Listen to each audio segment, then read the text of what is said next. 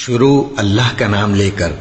جو بڑا مہربان نہایت رحم والا ہے۔ جو لوگ مسلمان ہیں یا یہودی یا عیسائی یا ستارہ پرست، یعنی کوئی شخص کسی قوم و مذہب کا ہو، جو اللہ اور روز قیامت پر ایمان لائے گا اور عمل نیک کرے گا تو ایسے لوگوں کو ان کے اعمال کا صلہ اللہ کے ہاں ملے گا، اور قیامت کے دن ان کو نہ کسی طرح کا خوف ہوگا اور نہ وہ غمناک ہوں گے۔ اور جب ہم نے تم سے عہد کر لیا اور کوہ طور کو تم پر اٹھا کھڑا کیا اور حکم دیا کہ جو کتاب ہم نے تم کو دی ہے اس کو زور سے پکڑے رہو اور جو اس میں لکھا ہے اسے یاد رکھو تاکہ عذاب سے محفوظ رہو، پھر تم اس کے بعد عہد سے پھر گئے، سو اگر تم پر اللہ کا فضل اور اس کی مہربانی نہ ہوتی تو تم خسارے میں پڑ گئے ہوتے۔ اور تم ان لوگوں کو خوب جانتے ہو جو تم میں سے ہفتے کے دن مچھلی کا شکار کرنے میں حد سے تجاوز کر گئے تھے، تو ہم نے ان سے کہا کہ ذلیل و خوار بندر ہو جاؤ، اور اس قصے کو اس وقت کے لوگوں کے لیے اور جو ان کے بعد آنے والے تھے عبرت اور پرہیزگاروں کے لیے نصیحت بنا دیا۔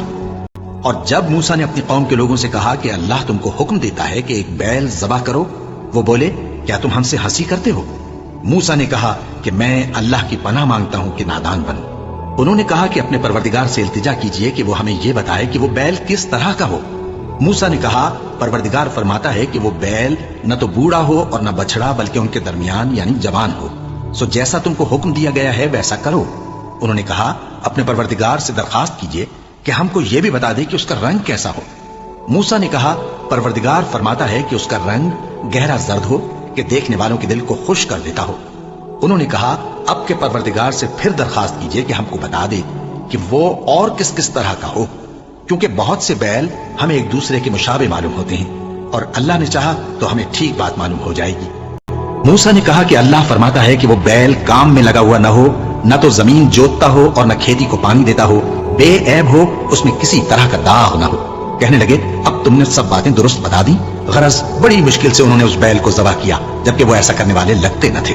اور جب تم نے ایک شخص کو قتل کیا تو اس میں باہم جھگڑنے لگے، حالانکہ جو بات تم چھپا رہے تھے اللہ اس کو ظاہر کرنے والا تھا۔ چنانچہ ہم نے کہا کہ اس بیل کا کوئی سا ٹکڑا مقتول کو مارو، اس طرح اللہ مردوں کو زندہ کرتا ہے اور تم کو اپنی قدرت کی نشانیاں دکھاتا ہے تاکہ تم سمجھو۔ پھر اس کے بعد تمہارے دل سخت ہو گئے گویا وہ پتھر ہیں یا ان سے بھی زیادہ سخت، اور پتھر تو بعضے ایسے ہوتے ہیں کہ ان میں سے چشمے پھوٹ نکلتے ہیں، اور بعضے ایسے ہوتے ہیں کہ پھٹ جاتے ہیں اور ان میں سے پانی نکلنے لگتا ہے، اور بعضے ایسے ہوتے ہیں کہ اللہ کے خوف سے گر پڑتے ہیں، اور اللہ تمہارے کرتوتوں سے بے خبر نہیں۔ مومنو کیا تم امید رکھتے ہو کہ یہ لوگ تمہارے دین کے قائل ہو جائیں گے؟ حالانکہ ان میں سے کچھ لوگ کلام اللہ یعنی تورات کو سنتے پھر اس کے سمجھ لینے کے بعد اس کو جان بوجھ کر بدل دیتے رہے ہیں، اور یہ لوگ جب مومنوں سے ملتے ہیں تو کہتے ہیں ہم ایمان لے آئے ہیں، اور جس وقت تنہائی میں ایک دوسرے سے ملتے ہیں تو کہتے ہیں جو بات اللہ نے تم پر ظاہر فرمائی ہے وہ تم ان کو اس لیے بتائے دیتے ہو کہ قیامت کے دن اسی کے حوالے سے تمہارے پروردگار کے سامنے تم کو الزام دیں۔ کیا تم سمجھتے نہیں؟ کیا یہ لوگ یہ نہیں جانتے کہ جو کچھ یہ چھپاتے اور جو کچھ ظاہر کرتے ہیں اللہ کو سب معلوم ہے؟ اور بعض ان میں ان پڑھ ہیں کہ اپنی آرزوؤں کے سوا اللہ کی کتاب سے واقف ہی نہیں،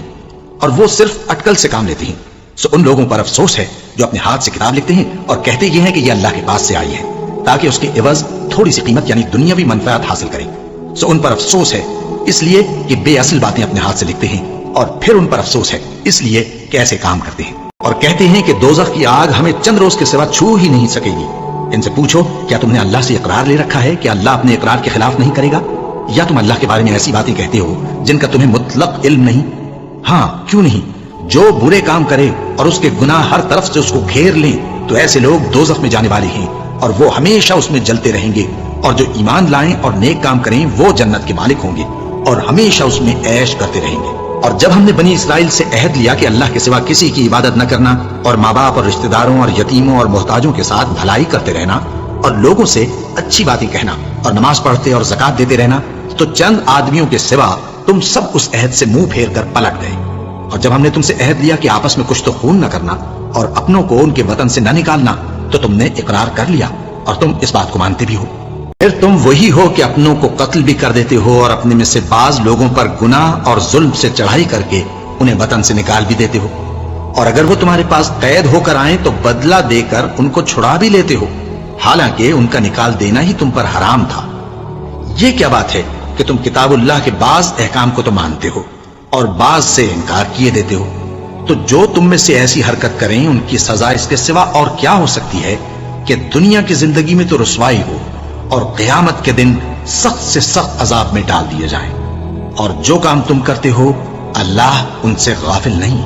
یہ وہ لوگ ہیں جنہوں نے آخرت کے بدلے دنیا کی زندگی خریدی، سو نہ تو ان سے عذاب ہی ہلکا کیا جائے گا اور نہ ان کو اور طرح کی مدد ملے گی۔ اور ہم نے موسیٰ کو کتاب عنایت کی اور ان کے پیچھے یکے بعد دیگرے پیغمبر بھیجتے رہے، اور عیسیٰ ابن مریم کو کھلے نشانات بخشے اور روح القدس یعنی جبرائیل سے ان کو مدد دی۔ تو کیا ایسا ہے کہ جب کوئی پیغمبر تمہارے پاس ایسی باتیں لے کر آئے جن کو تمہارا جی نہیں چاہتا تھا تو تم سرکش ہو جاتے رہے، اور ایک گروہ انبیاء کو تو جھٹلاتے رہے اور ایک گروہ کو قتل کرتے رہے، اور کہتے ہیں ہمارے دلوں پر پردے ہیں؟ نہیں، بلکہ اللہ نے ان کے کفر کے سبب ان پر لعنت کر رکھی ہے، بس یہ تھوڑے ہی پر ایمان لاتے ہیں۔ اور جب اللہ کے ہاتھ سے ان کے پاس کتاب آئی جو ان کی آسمانی کتاب کی بھی تصدیق کرتی ہے، اور وہ پہلے ہمیشہ کافروں پر فتح مانگا کرتے تھے، پھر جس چیز کو وہ خوب پہچانتے تھے جب ان کے پاس آ پہنچی تو اس سے منکر ہو گئے، بس کافروں پر اللہ کی لعنت۔ جس چیز کے بدلے انہوں نے اپنے تئیں بیچ ڈالا وہ بہت بری ہے، یعنی اس جلن سے کہ اللہ اپنے بندوں میں سے جس پر چاہتا ہے اپنی مہربانی سے نازل فرماتا ہے۔ اللہ کی نازل کی ہوئی کتاب سے کفر کرنے لگے تو وہ اس کے غضب بالائے غضب میں مبتلا ہو گئے، اور کافروں کے لیے ذلیل کرنے والا عذاب ہے۔ اور جب ان سے کہا جاتا ہے کہ جو کتاب اللہ نے اب نازل فرمائی ہے اس کو مانو، تو کہتے ہیں کہ جو کتاب ہم پر پہلے نازل ہو چکی ہے ہم تو اسی کو مانتے ہیں، یعنی یہ اس کے سوا اور کتاب کو نہیں مانتے، حالانکہ وہ سراسر سچی ہے اور جو ان کی آسمانی کتاب ہے اس کی بھی تصدیق کرتی ہے۔ ان سے کہہ دو کہ اگر تم صاحب ایمان ہوتے تو اللہ کے پیغمبروں کو پہلے ہی کیوں قتل کیا کرتے تھے؟ اور موسیٰ تمہارے پاس کھلے ہوئے معجزات لے کر آئے، پھر تم ان کے کوہ طور پر جانے کے بعد بچڑے کو معبود بنا بیٹھے، اور تم اپنے ہی حق میں ظلم کرتے تھے۔ اور جب ہم نے تم لوگوں سے پختہ عہد لیا اور کوہ طور کو تم پر اٹھا کھڑا کیا اور حکم دیا کہ جو کتاب ہم نے تم کو دی ہے اس کو زور سے پکڑو اور جو تمہیں حکم ہوتا ہے اس کو سنو، تو وہ جو تمہارے بڑے تھے کہنے لگے کہ ہم نے سن تو لیا لیکن مانتے نہیں، اور ان کے کفر کے سبب بچڑا گویا ان کے دلوں میں رچ گیا تھا۔ اے پیغمبر ان سے کہہ دو کہ اگر تم مومن ہو تو تمہارا ایمان تم کو بری بات بتاتا ہے۔ کہہ دو کہ اگر آخرت کا گھر اور لوگوں یعنی مسلمانوں کے لیے نہیں اور اللہ کے نزدیک تمہاری ہی لیے مخصوص ہے تو اگر سچے ہو تو موت کی آرزو تو کرو، اور ان اعمال کی وجہ سے جو ان کے ہاتھ آگے بھیج چکے ہیں یہ کبھی اس کی آرزو نہیں کریں گے، اور اللہ ظالموں سے خوب واقف ہے۔ اور ان کو تم اور لوگوں سے زیادہ زندگی کے حریص دیکھو گے، یہاں تک کہ مشرکوں سے بھی بڑھ کر۔ ان میں سے ہر ایک یہی خواہش کرتا ہے کہ کاش وہ 1000 برس جیتا رہے، مگر اتنی لمبی عمر اس کو مل بھی جائے تو اسے عذاب سے تو نہیں چھڑا سکتی، اور جو کام یہ کرتے ہیں اللہ ان کو دیکھ رہا ہے۔ کہہ دو کہ جو شخص جبرائیل کا دشمن ہو اس کو غصے میں مر جانا چاہیے،